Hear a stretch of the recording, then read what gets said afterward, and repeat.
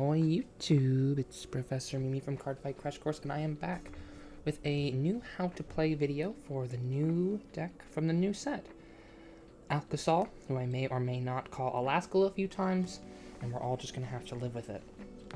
I'm sorry I've been gone for a little bit, I've been pretty sick, I don't know if you can hear it, but I feel good enough today to make a video, because I was having a lot of fun with the new deck, but it was pretty tough to get feeling a way that was really nice, but it did end up feeling really fun. So I wanted to share what I learned with everybody so that we can all enjoy playing the new deck from the new set together. I didn't want to wait on this one too much since it is new after all, so I want everybody to be able to get into the fun games with it pretty quick, and we'll get back to our regularly scheduled lyrical decks afterwards. Since it's a deck from the new set, I'll actually take some time to cover our ride line and our winning strategy here. Because our winning strategy, our winning image, is going to involve using some of our ride line in order to get 10 soul. That is our part of our winning image. Not the whole thing, but a big part of it. So as a Dark States deck here, it's going to use the soul a lot. And our grade 1 is going to create this token set order, the Idealized Queen's Fort, which will soul charge us 2 from the top 7 cards of our deck the first turn, and then after that it's going to soul charge us 1. And then our grade 2 and 3 on place let us search our deck for the Queen's Orders. And there are 2 Queen's Orders. There is a normal order, which requires us to have 10 cards in our soul to get full power, which is part of our winning image. And then there is the Blitz order, which is going to help us get to our 10 soul. So the Blitz order lets us, they both move to soul when you play them, right? So they are a way of soul charging.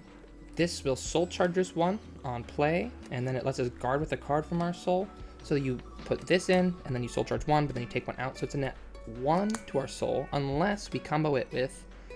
This is what helped me really pop through. Adding this to our winning image changed everything. The fronts that move to soul when you guard with them, if you haven't seen one after mulliganing, you can add one from the top 7 with the Queen's Fort. And that way, when you use the shield, the Vitalized Queen's Shield, to guard with the front, then it'll go back to your soul, and then you'll end up with this soul charging you 2.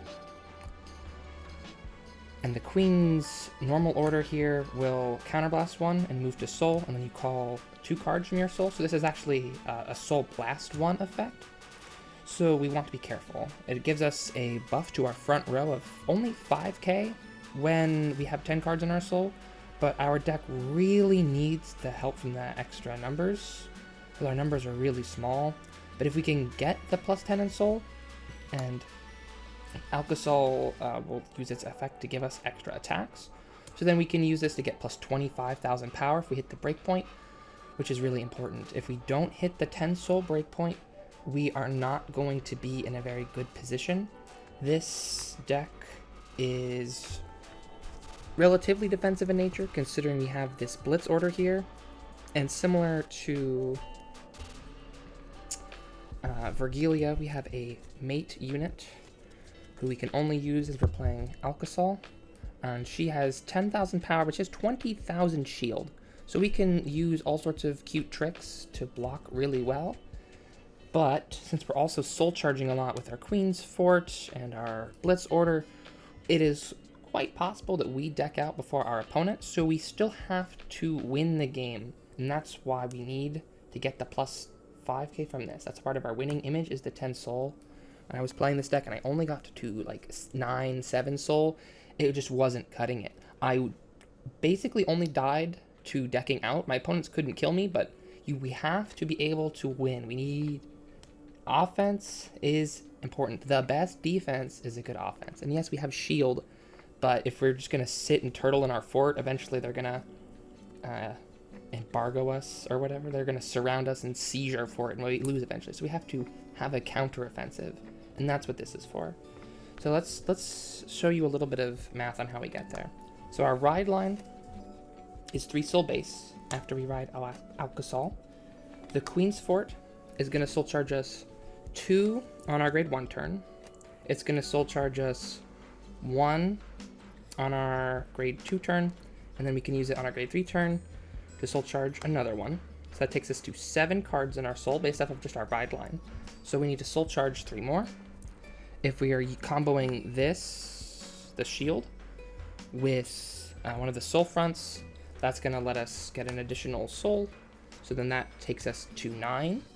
So we can use our ride line grade 2 if we haven't found one to search one and get to 9. And hopefully we can have found one of these naturally so that we can search one, and then we can play a second one on a reblock with it on our grade 1 turn and our grade 2 turn. So it'll go to soul. And we soul charge 1 again. That takes us to 11 soul. So when we counterblast 1 and play the order, if we have 2 cards come out of our soul, that leaves us with exactly 10 cards in our soul. So the winning image is to have a nice balance of offense and defense. We use our Queen's Shield early on to stay low so that we can no guard large attacks that do 1 damage, and then we can cash in our mate unit and whatnot to block the big attacks with crit. So we maximize how far our shield will take us, and then we'll have enough so that this +5 matters. Because the +5 makes it so we can actually hit some pretty decent numbers.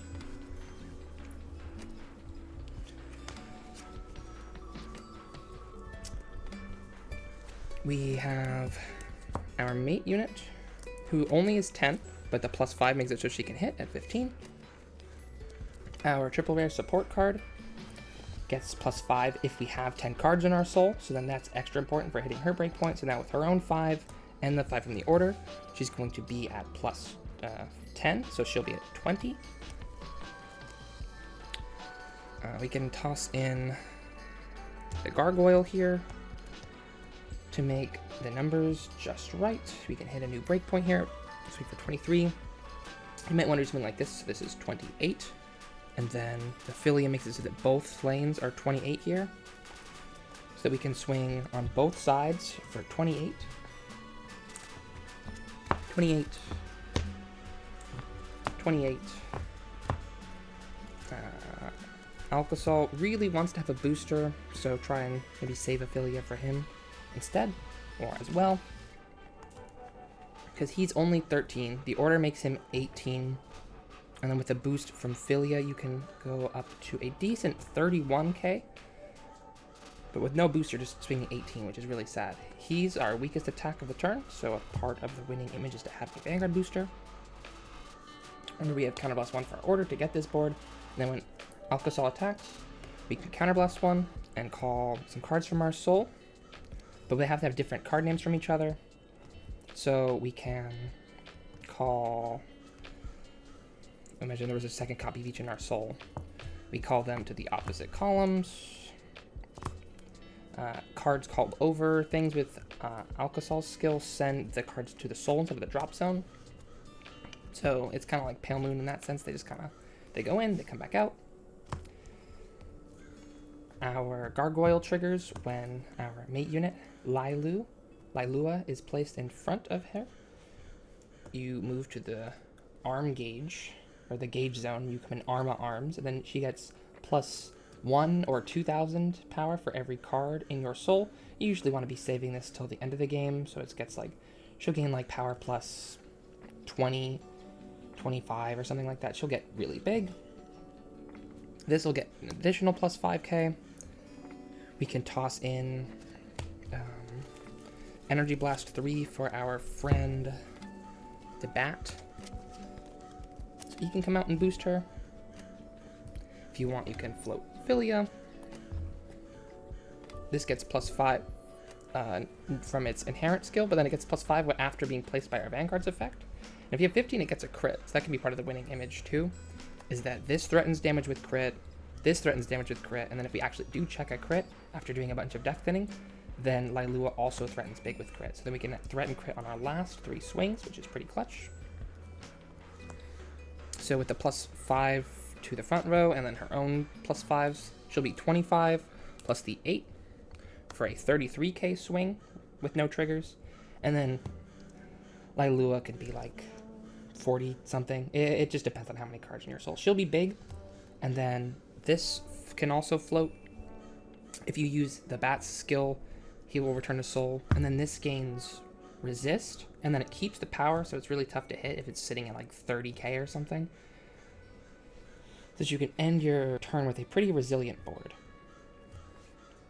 and still draw a lot of cards. So that's the general winning image there, but there's a lot of caveats to this. Most of those caveats being resolving the floating effect of Philia and our grade 2, the Demon Blade. They do let you draw cards, which is nice, but then you won't have them next turn to have a board, and then you might need to use your Counterblast again to fill back your board. Because you want to have a Vanguard booster every turn, so if you just float the Philia, then next turn you might struggle to have the pressure you need with your Vanguard. So you might or may not have watched my Aquaforce video. It's a very similar thought to whether or not you're going to float your rear guards. In that deck, you need to have a similar thought process with this deck. Should you be floating Philia? Do you need the extra card, or do you need to have a card on board more? Because these cards aren't... Moving a card to your soul to draw, it feels like advantage, but unless you got them from somewhere, it isn't, because you lose a card on your board to gain a card in your hand, and next turn you're going to need to have something on your board to exert pressure, so then it just comes right back. You build soul, which is important for hitting breakpoints, because if you hit 15 in soul, this gets the crit after being called by your Vanguard's ability. But it's not so important where you want to float them just all the time, because that'll also accelerate your deck out game. If you just keep doing this, then you can lose the game having a very large hand if you just keep floating these just turn after turn after turn. Like, you just keep playing. You play the Queen's Order, Counterblast 1, you call 2 of these, they move to soul, then you swing with Alcasal, skill of Alcasal, you just call them straight back, swing again, draw 2 more cards, and like, yeah, you drew 4 cards in one turn, that's pretty good. But without any, if your opponent is able to block that effectively, because they like time walk you with an over trigger one turn, they resolve some heals here and there, you can run out of the pressure you need in order to win in a timely fashion. So you need to be very mindful of whether or not floating them is actually a good idea, especially because these are your best offensive pieces. So it is very much similar to Coral Assault in that way, where it is one of your most important attackers, because these are your only cards that gain power. Like, this gains power or gives power later. This gains no power. And then the rest of our cards here, we have the Bat, who's a booster of sorts, but everything else here doesn't give any power. We just have the lands. After we have our Persona Rides. Don't mind this. I only pulled 3 Alcasals, so I was playing it in the tournament with just 2 Persona Rides. I was playing a third Bat. Third Bat was too much. You probably want to play 3 Persona Rides, but I just didn't have one. The Ace unit, actually, I guess, gains power, but you can only really make effective use of him once or twice. You could call him your soul just to be big sometimes, but you don't want to do that too much, because then you're not building up the kind of board that can threaten crit and whatnot.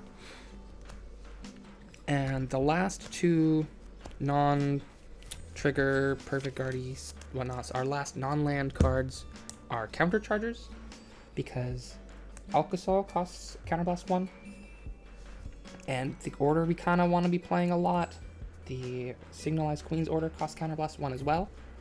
So we are counterblasting 2 on each of our grade 3 turns if we're pushing max. So we have 1, 2. We can do it again for 3, 4. But then we're only going to have 1 counterblast left. And considering we might have played the order turn 2, it is quite easy for us to have run out of counterblast to make our plays.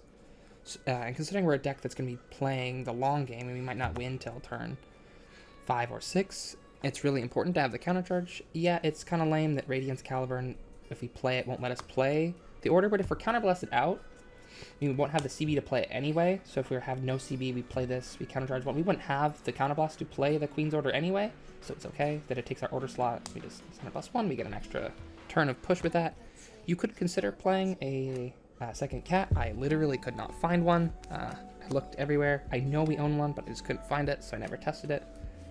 You could like do something like turn the bat into another cat and this bat into a third one of the Queen's Order. As you saw, I'm playing only 2 of the normal order because I am very worried about us running out of counterblasts. But I would think long and hard about cutting the bat because the bat is super cute. It lets us do some super cute plays. Alcasal only gets us 1 additional rearguard if our opponent's Vanguard is grade 2 or less. You only get to call 2 cards if they're grade 3. So you can do something cute like you swing and then you, with your Vanguard, you use the CB to get her for an extra attack. And then you can use your energy to call the bat from your soul to get an extra attack. And then since your front row is hopefully getting 5 from the order, the bat can still hit and swing for 13 on their 10. And then this can hopefully swing for 25 on their 10, which is really nice. You can do some cute stuff where like, even if your opponent is getting is at grade 3 and you can call 2, you can call her and Philia, because normally you could, like if you do desperately need to draw for stuff for whatever reason, because there is a time and a place for everything. Sometimes you should float and sometimes you should not, but if it's a time to float and you want to get double floaters, you could call them like this and get 1 big swing. But if you call like this and then you use your energy to call the bat, then you can have Philia be able to float because she boosts, and then this can float on attack, and then you can put your whole board back in your soul, and you can be resilient against prison in some way. You're not going to be the most resilient against prison, of course, because you have this big soul here, but you know, you can just feed them some Philias or whatnot, and you can maybe make it work. Again, it might make you deck yourself out, but you might exert enough pressure to win. I don't know. I didn't get a chance to play against prison. I've only done the theory on the matchup. But it seems like, in theory, it'd be pretty decent. Let's see. As for how we're going to get to those endgames where those little numbers can matter, the little numbers add up, of course. So it's important to remember that even though we are a defensive deck, the best defense is a good offense. So we don't play too much top end here. We have, well, we might have a lot of cards with shield. We have a whole playset of this Blitz order, and this normal order doesn't necessarily do anything by itself. If we look at our curve here of what turns we can play our cards, we will find that we are able to very effectively build a board early and maintain that pressure.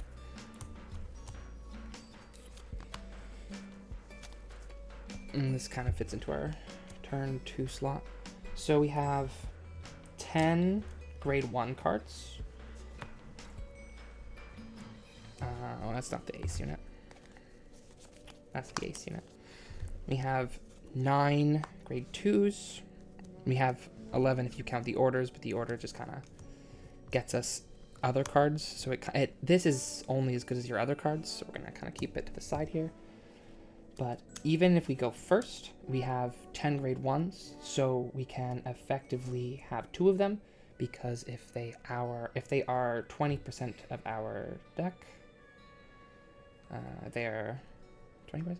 Yeah, they're a fifth. We have 10 of our 50 card deck, so that's 1/5. So if you have your opening hand and you keep a grade 1, and then you put a lot back looking for more grade 1s, then you can effectively build up a tri-lane where you have like you call the bat here, then you call a gargoyle here, or maybe you commit a Philia behind your Vanguard or something like this, so that you can, even if it's not a tri-line, you still have that pressure there. If you have a Philia boosting your Vanguard, your opponent just takes a damage.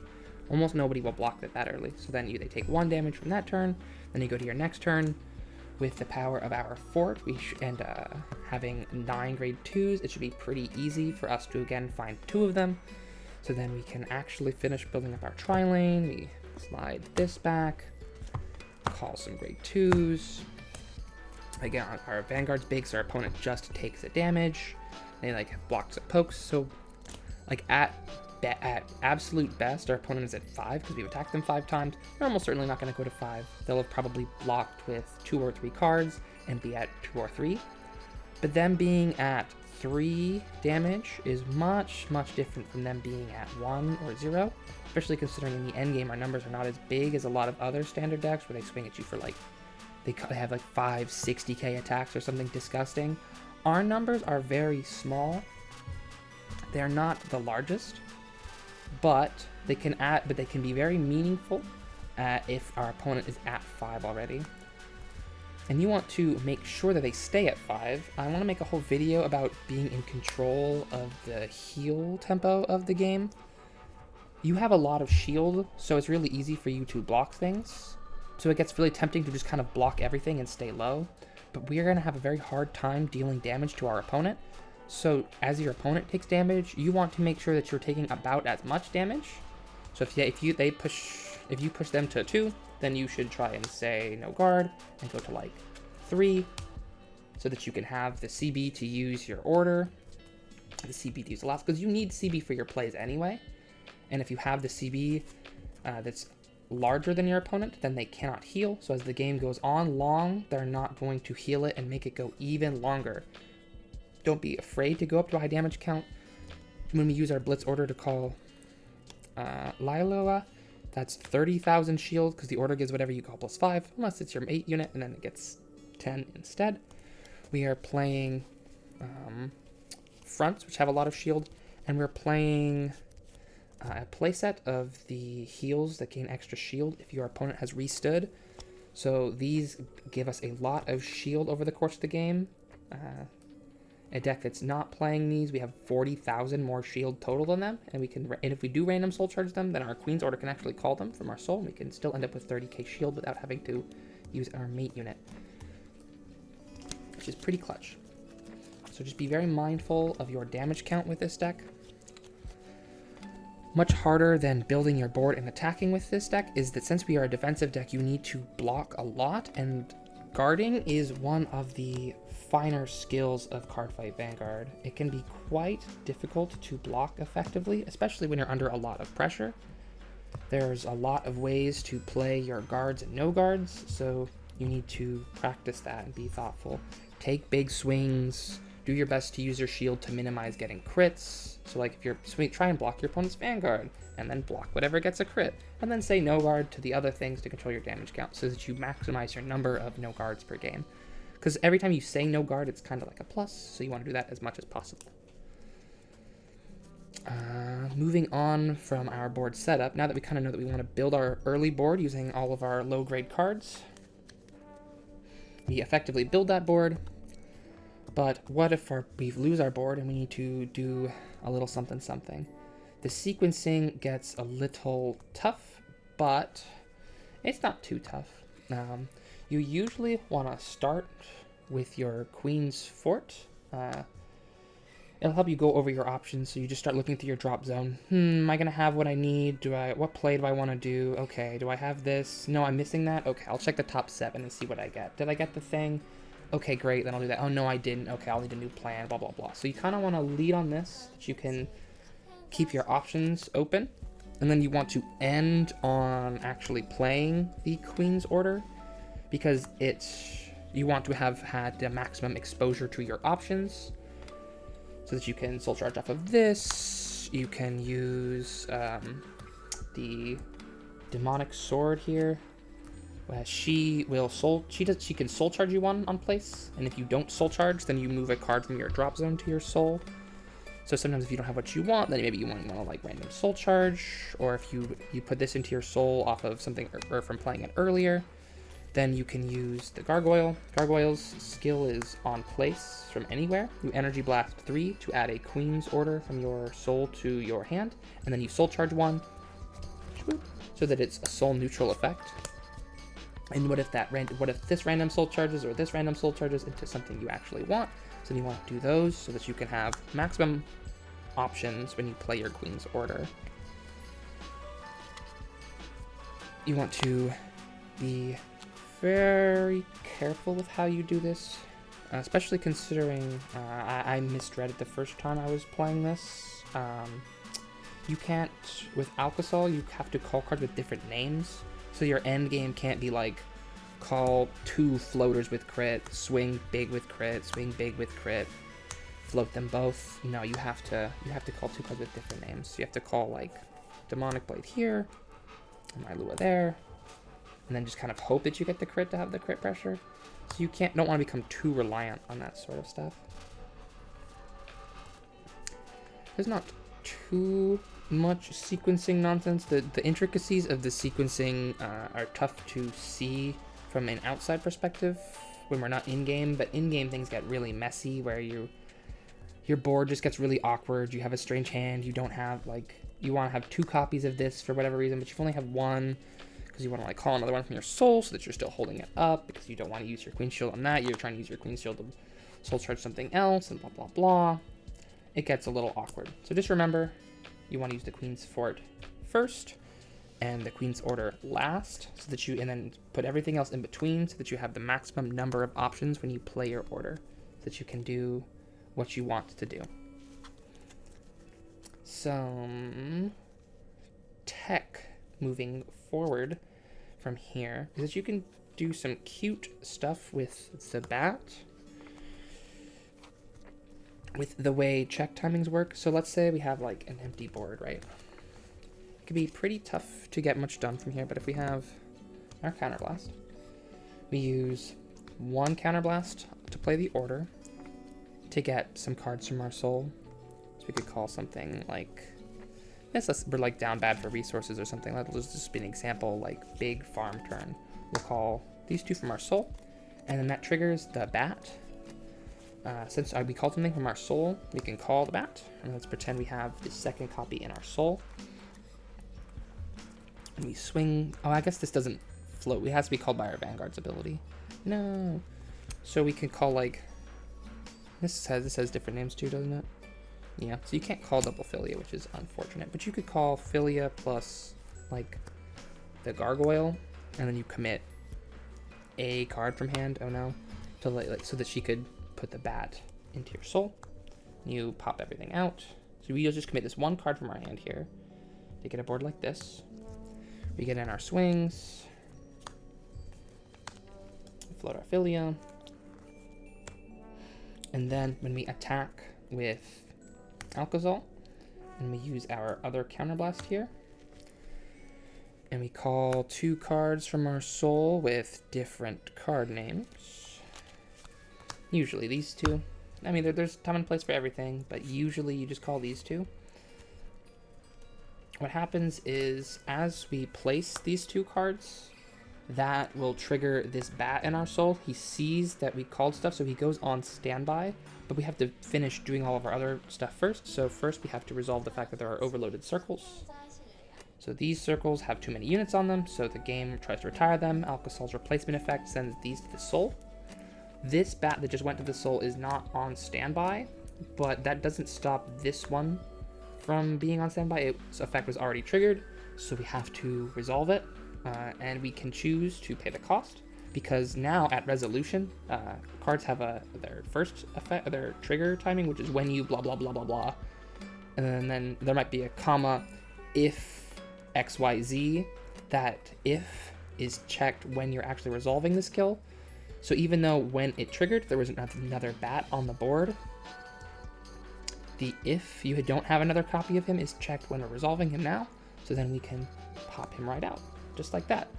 Or for example, if we were in this situation and this was that early on in the game where we only get 1 attack, we have a bat here, and like our mate unit here. We got our swing with this, swing with this. Use our Vanguard skill to call over one of the bats that we could still use the bat skill to call here. However, in this unfortunate scenario, since this is not being called off of Alcasal's skill, Lailua would go to the drop zone. So ideally you don't want to sequence it in that particular way because you would like to keep her in your rotation, but you see what I'm getting at here. You can use him to do all sorts of cute little tricks to get extra effects out, that you can get 2 floating attacks by putting him over with Ophelia. You can use him to just get a sneaky cheeky booster for your swing with crit, because like you'll call like her and Lailua. You can pop this out so that the swing with the crit is just a little bit bigger. You toss in the Arma arms so that this can get even bigger, and then hopefully when you check the crit, you can swing everything threatening crit. Hopefully. Tech with the Gargoyle next. The Gargoyle is written in a way so that you don't get too confused on the rules of it.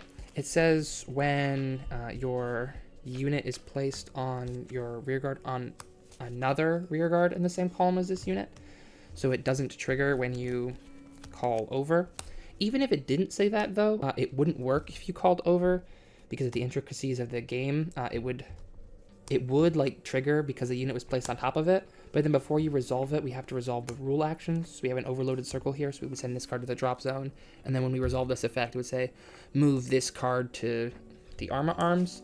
But since it's not on the board anymore, it's no longer this card in quotes, so it doesn't count, and then at resolution it wouldn't actually go on. So they read it so that you don't have, so that it doesn't work when you do that at all, so that you don't get confused.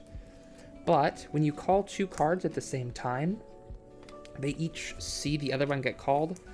So more bat tech, when we swing with our Vanguard, if we had like a bat here or something, we swing with our Vanguard and we call Lailua and Gargoyle at the same time, then we can do the classic thing where the bat goes to soul. This bat won't trigger, but we can resolve the other bat to still get an extra attack. And then we can resolve the Gargoyle since they were both placed at the same time. The Gargoyle sees that Lailua was placed, so Lailua can get big. You can use the Gargoyle to hold up a Blitz order, and then you can still get an attack with this. Even if you Persona Ride and you had the order, this goes all the way up to 23, which is pretty decent for a grade 1. It's not breaking anything, but it can be the little extra pressure you need in a grindy game. Lailua swings big. End step, this goes to soul, and this has resist and is big, so you can end with a nice resilient board here. No good easy targets for your opponent to bully. The other tech we have here is I'm playing no Elementaria Sanctitude. I'm playing 4 regular perfect guards. I have one of them different so that I could know just how often the Elementaria would cause me to lose the game. And the answer is quite often, considering part of our winning image is to play this Blitz order all the time. You don't want playing your 30k shield in hand to conflict with one of your perfect guards, because then if you want to play your perfect guard that's a Blitz order, you won't be able to play your other Blitz orders, so they just end up pitching your Blitz order to your perfect guard because otherwise it has no shield, and you just end up essentially discarding like 30k shield to your perfect guard, which feels super awkward. So by making it so that we have all of our perfect guards as normal units, then we don't have the conflict with our Blitz order here. And I am playing the red Overtrigger Valnut, the Spiritual King of Ignition, because our friend, the Demonic Sword, gets that crit after being called by our Vanguard's effect. So when our Vanguard swings, we will have standing rearguards to pass the 100 million to, so we can get 2 100 million with crit swings. You just have to be mindful to play around this early. There was a game in testing where I just kind of wasn't playing around this, and then I checked it, and I didn't even call any, like, I had nothing to pass the 100 million to, and I didn't even really feel like calling anything. It was really awkward. It was pretty bad. So just remember, if you're playing Red OT, to play around your own overtrigger, even very early on in the game, just swing to have a standing rearguard before you swing with your Vanguard. We're playing fronts, so that's a good practice to get into anyway. But when your Vanguard is your biggest swing, it gets really awkward to like break that fundamental, make sure to do your biggest swing last. You might want to save your second side lane, so you just like poke, big Vanguard swing, and then you save this side lane so that if you check your red over trigger, you can swing for 100 million twice early on in the game, and they just take 2 damage, especially considering they probably no-guarded your Vanguard. Just you can effectively get in 3 damage.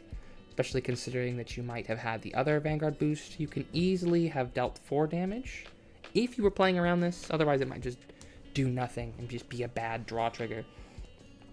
So just be mindful of this. It's good when you make it good, and if you don't make it good, it's not as good. You could consider playing other over triggers too. I'm not gonna criticize you or whatever. You can. Alcasal has very little pressure, so just playing the regular old Dark States OT so that he constantly has 10k and a crit could be pretty nice, just to make him exert a little more pressure. You could be playing the blue over trigger. Blue over trigger is never bad.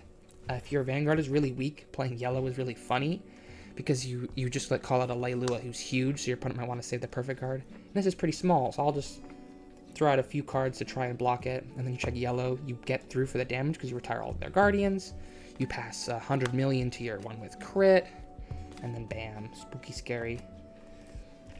And then we're a defensive deck, so I could see you wanting to play purple over trigger, but we want to be playing a little more aggressively, so trying to heal and make the game take longer isn't going to work too well. Calling something from hand isn't necessarily that beneficial to us, considering we usually use Alcasal to have a full front row, so we would just end up calling like a booster or something, and that's not really where you want to be in life. Let's see, is there any other tech? I already told you about you should probably run a second cat, but I couldn't find one. If you do put in the second cat, I could see you wanting to cut the Caliburn for something else, like Twin Cast or Union the Sky or the Fire Regalis. Those are all fine choices. But your Regalis piece it's whatever. They're all good. They're all strong cards. Just pick whatever feels right. I feel like this deck struggles with countercharge a lot, so I wouldn't be remiss having 3 cards in my deck that let me countercharge. I would probably personally still play 2 cat plus the Caliburn, but I can't find my 3rd cat, so I definitely need to keep the Caliburn. It was very clutch in multiple games. The Caliburn would help me at the very end of the game. My opponent saw I was out of CB, and I'm like, I can live now, finally. And then I play Caliburn, I get my stuff back, and I still am able to get in with the 5 attacks and just barely clutch it out. Just barely. I think that covers most things. I told you, again, be careful about floating your units. Think about why you are floating it. Don't just keep doing it. Don't just keep float. Because yes, drawing cards is really nice. It feels really good to draw cards, but it does not feel good to deck out. Decking out makes you feel very sad. And it's really easy to deck out with this deck. Your opponents will have a very hard time beating you, but if you're not playing aggressively enough, you will have a hard time defeating them. And if you don't defeat them, you will defeat yourself. And that never feels nice. Other than that, I think I did a pretty decent job of covering everything pretty quickly. The only things I will say is if this deck can be a bit of a budget deck, because most of the new cards are pretty cheap. Like, most of this is bulk. At one point, Alcasal was only like $3. I think he went up to like $9 or something. But most of these cards are pretty cheap, except for Philia. Perfect Guards are cheap. The Orders are cheap. I think they reprinted these enough where these are pretty cheap. I don't know how much the Cat and Caliburn are, but they're probably not too bad. But the other thing that's actually pretty bad, the heals aren't so bad. but the fronts are. While most of our deck is pretty affordable here, these cards might not necessarily be. The Philias, the fronts, and the heels. The order of importance, I think, on them goes around, I think maybe in their expensiveness order. The fronts were game-changing. These changed everything. The games I played without the fronts and with them were night and day. I never got the crit off of the Demon Blade. I very rarely had 10 cards in my soul to get the front row buff. I just couldn't get through. I just kept decking myself out because I didn't exert enough pressure. This helped me hit the breakpoints for the soul I needed to exert the pressure I needed in order to win. So this is very important. But unfortunately, as I found when I was trying to put this deck together, we had 3 of these lying around. And I was like, oh, where's our 4th one? It's like, oh, I don't know. Oh, well, I guess I'm just going to go buy one. They can't be that much, right? And somebody had very recently bought them out. So they're like $25 a copy. So getting these fronts would cost you $100. So if you're a budget player, that just kind of throws these out the window pretty quick, which is pretty rough. Pretty rough. If you can't play these, do not play draws. That'll deck you out even faster. But if you're a budget player and you can't afford those, it's quite possible you don't have the Philias either. Sorry to be playing an expensive card like this, but if you look really closely at her artwork, you'll see that she's got these like little gates on her wings, which is just like Alcasal here. They have a similar artistic aesthetic. This is a manga deck. This was a manga promo. So they're kind of designed to work together, and it does feel really nice to have the Philia. But if you can't afford this, as I could also, if you can't afford the fronts, you probably can't afford Philia either. You're going to want to make sure that your deck has an additional soul charge engine. It'll be tough to find something that's cheap, especially considering there's nothing that really replaces the way that this lets you block and still soul charge. I would say that sometimes you might want to consider using the Queen's Order to soul charge and then call nothing, just to be like on your opponent's turn, you can just discard this card to soul charge too, kind of like Brother's Soul. You have a lot of shield where you can kind of afford to neg a little bit. And then you're going to want to have something else here that can soul charge you. You need to hit that breakpoint of 10. It's very, very important. So you'll probably want to be playing a grade 1 or 2 that can soul charge. Even something as silly as Amazement Magician. I actually think I might have an Amazement Magician here. Yeah, I do actually. I have a playset of foil Amazement Magicians with the alternate artwork right here. Amazement Magician is a simple card that just lets you soul charge 1 when you attack. I think there was a card from the new set that's like front rear guard. Probably not as good as Amazement actually. But you want something that's going to let you soul charge a little more, because Philia does help us get to that breakpoint. If we call it early and we send it to our soul, and then we use the order to call it out and then put it back into our soul, we can soul charge without, because the order is a -1 to our soul. It goes in, 2 things come out, but then if we call out a Philia and then send it back into our soul, we end up having it be soul neutral and hand neutral, and we just end up with a +1 card on our board, and we CB'd 1 to get +1, which is great, but our Vanguard is CB1 to get 2 extra attacks, which is in general more value. So you want to prioritize using your Vanguard skill over your order. And then to make that order, use your time. If you're not going to have the 10 soul, it is probably wise to just save the order so that you can continue, so that you don't neg your soul, so that the next one can actually be useful. Because if you just keep spamming it and then you stay at like 9 soul, you're never going to hit the breakpoint. But with a card like Amazement Magician, you might be able to get there. I'm not going to sit here and tell you this is the thing you should do, but you need to have a card like Amazement Magician that's just going to be easy, simple soul charge. Maybe even as something simple as like Avid Heaper, so when it boosts soul charge. Something simple. You need a simple card to let you soul charge. You need it. So if you don't have the budget for Philia, Amazement Magician is like a common from some old sets. So somebody might just hand them to you for free. You might not be able to get nice foil altards like these ones, but you can get something. You need something. So I would definitely say that. And then if you don't have these heals, that's not a big deal. These are nice to have, but they're not necessary. They don't soul charge you, so they're not necessary for the function of the deck. I've just found that most decks restand, so in most matchups, these give you shield. So on average, they add shield to your deck instead of taking it out. Certain decks like Deep Lands restand without restanding, but most of the time when something does that, then they can't have passed it too much extra power, so it usually is not the end of the world. Decks like that usually have swings that you can find a way to make the 10k shield block it perfectly. You just need to be very good with your blocks. Again, blocking is a very challenging skill, and this deck will help you cultivate that skill. If you block well, you will be rewarded. If you block poorly, you will be punished. You gotta block good. And the only way to learn how to do that is to practice. Practice, practice, practice. So other than these pricey cards here, the rest of the deck is pretty cheap to put together. I don't know if Caliburn's expensive, just play whatever Regalis piece you own. If you don't have one, that's fine. Just play a card that soul charges you, find a cat somewhere. I hope the cat's not too expensive. I hope not. I don't know. I'm not looking it up right now.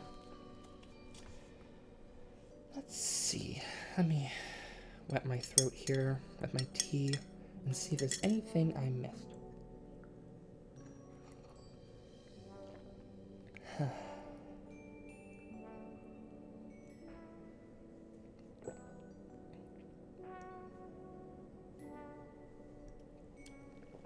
No, it seems like with my little notes here, that's pretty much everything we have to go over.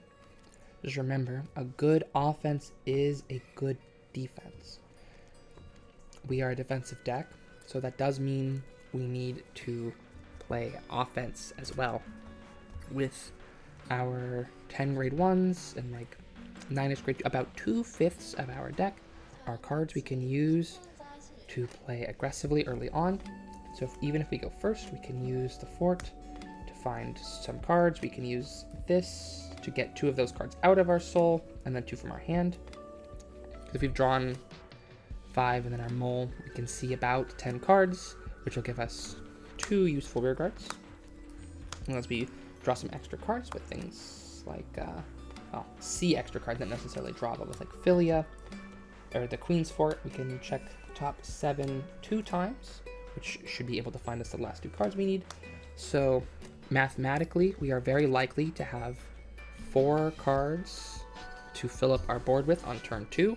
So you can have a nice aggressive board, and you want to keep that board because it can be difficult to find the counterblast late on in the game to rebuild it. So be mindful when you're floating. It's probably really nice to float your Philia, but you're not going to have to go through the effort of getting Philia back if you just leave it behind your Vanguard to consistently boost for 13. Drawing a card is nice, but our Vanguard does not exert much pressure, so Philia is a really good Vanguard booster, so keep that in mind. If you can't afford Philia, then maybe whatever you put in this slot should be something good to boost your Vanguard, like Avid Heaper. I'd say we could do something like Falcate Performer, but Falcate Performer only puts cards into your soul if you don't have that grade in your soul, and we're not soul blasting anything, so after you Persona Ride, you're not really going to be able to... You could use it to put in like a grade 3 one time, and like that's it. So don't put in Falcate Performer. Put in Avid Heaper or Amazement Magician or some form of Vanguard booster. This card is very clutch, but I understand that not everybody can get their hands on some. But it was kind of designed for this deck. So I would recommend it personally if you have the capital, if you have the resources. But that's been pretty much it for this deck. It seems pretty simple on paper, but you end up in a lot of difficult scenarios because you're trying to put together quite a challenging puzzle. You need to play aggressive and defensive at the same time, so you have to find that right ebb and flow, that give and take, the right amount of blocking, the right amount of no guarding. You gotta find that sweet spot. Don't just float your cards. If I can give you one piece of advice for this deck, put in the Soul Fronts as your piece of 0 advice. But your in-game advice is to not just float Philia and the Demon Sword. Don't just think about that before you resolve it. If you put her in Soul, you might not have enough cards to fill your board up next turn. If you put Philly in your Soul, you might not have a Vanguard next turn, and then your Vanguard won't have enough pressure, and they can like one card block it if you don't Persona Red, which is really pathetic. You need all 5 attacks to be exerting real pressure, otherwise you will get stalled out and you will deck out. That is your number one enemy with this deck, is you are in control of the game. In some sense, even though we don't have any removal, we're kind of a control deck. We are in the driver's seat of the game. If you played V, it kind of reminds me of original Grand Blue with Baskirk, where that deck was really strong. You had protect gifts and so much advantage. You could do so much nonsense. But a lot of your effects cause you to mill cards. So even though you were pretty tough to kill, you had to be the one to end the game, because if you don't, then you would deck out and lose. It's the same thing with this deck, but not as... You don't have the same offensive capability as they do, and you don't have any protect gifts, so you have to be a little more mindful with your skills. That's it. Play aggressive. The best defense is a good offense. Be very mindful as you resolve your skills. Do I want to check the top 7? I could get the card I need and get some deck thin, but that accelerates my deck out game. Do I have the things I need in my drop zone? Which, do I need to actually search the Queen's Vitalize, or do I need to search the Queen's Shield? Vitalize is the shield. Do I search the shield, or search the normal? Make good decisions. Think all of your actions through before you make them. Don't just commit. The game, may have a 30-minute time limit, but as long as you are resolving your skills in a timely manner, that's plenty of time to get everything done. So don't be afraid to think for just a few seconds. Just like, before you just do something, be like, is that a good idea? Just double check. Check your hand. Do I have a follow-up play? Okay, I do. I can float that. Oh, this game looks like it's going to go on forever. Oh my gosh, I should probably keep this Philly around for a Vanguard booster instead of just... Ooh. Now, like, it's a simulator, right? You see red. Do you see the button? Click button. Yes, yes, yes, yes. Skill, yes. Skill, yes. Skill, yes. No. You don't want to just keep doing that. Be mindful. And with that, I think that's a good segue to heading out. Because being mindful in Vanguard is important, but be mindful in your life too. That's been it from me. I've been Mimi from Cardfight Crash Course. Be mindful to spread love and be kind. Goodbye, everyone.